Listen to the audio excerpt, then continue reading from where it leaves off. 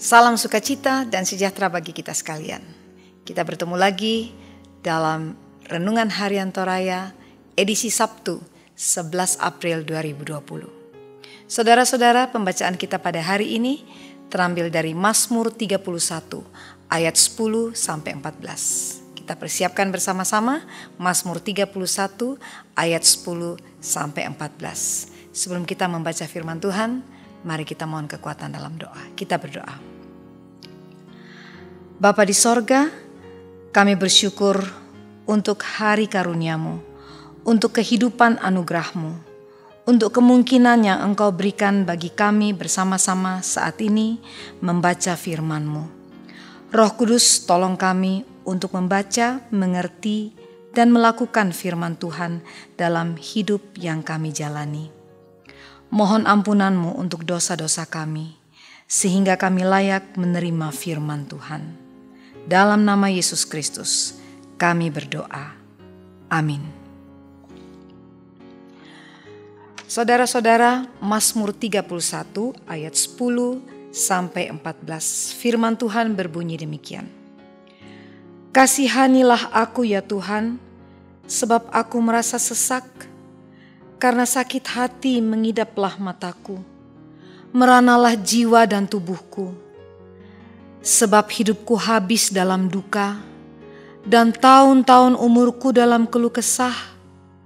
Kekuatanku merosot karena sengsaraku, dan tulang-tulangku menjadi lemah.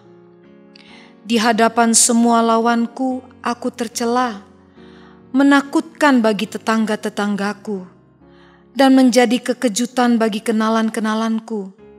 Mereka yang melihat aku di jalan lari daripadaku.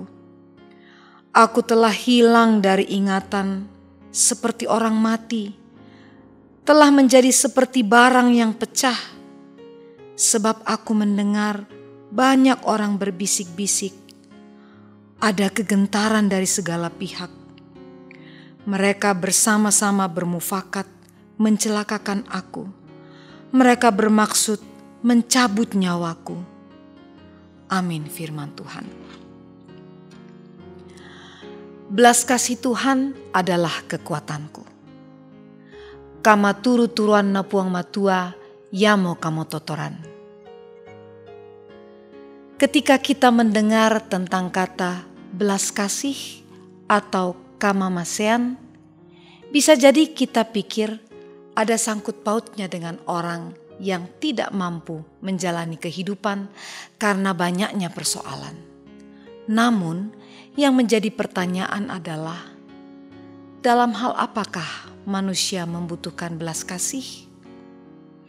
Dalam Mazmur 31 ayat 10-14, mengisahkan bagaimana pemazmur menghadapi pergumulan hidup yang cukup menyesakkan dada. Pemazmur merasa sakit hati, ayat 10. Pemazmur ada dalam keadaan duka yang mendalam, sehingga itu berpengaruh terhadap kesehatan fisiknya, di ayat 11. Dalam keadaan seperti itu, pemazmur tidak mendapat perhatian dari orang-orang yang ada di sekitarnya, tetapi justru dijauhi pada ayat 12. Bukan hanya dijauhi, tetapi juga digosipkan oleh tetangga-tetangganya. Juga menjadi ancaman pada ayat 14. Jadi sesungguhnya banyak hal yang membuat pemazmur merasa sesak. Bahkan orang-orang di sekitarnya pun ikut mengambil andil dalam mendatangkan kesesakan bagi pemazmur. Dalam keterpurukan itu, pemazmur datang kepada Tuhan dan berkata, "Kasihanilah aku ya Tuhan." Ini menandakan bahwa pemazmur menyadari keterbatasannya dan tidak akan sanggup melewati pergumulannya tanpa belas kasih Tuhan. Banyak hal yang bisa membuat kita terpuruk, dan saat itulah kita membutuhkan belas kasih Tuhan. Oleh sebab itu, dalam keterpurukan hidup yang Anda alami oleh karena berbagai persoalan, datanglah kepada Tuhan. berseru dan berkata, "Kasihanilah aku ya Tuhan." Sebagai tanda bahwa kita tidak mampu menghadapi persoalan dengan mengandalkan diri sendiri, tapi dengan belas kasih Tuhan, Anda dikuatkan. Amin. Mari kita berdoa. Bapa kami di sorga, kasihanilah kami, karena dalam keterbatasan kami sebagai manusia yang lemah, sering kami hilang harapan bila mengalami pergumulan hidup yang cukup berat. Kami bersyukur firman-Mu menguatkan dan menghibur kami. Kami percaya Engkau Allah yang maha baik, maha kasih, dan pasti menolong kami.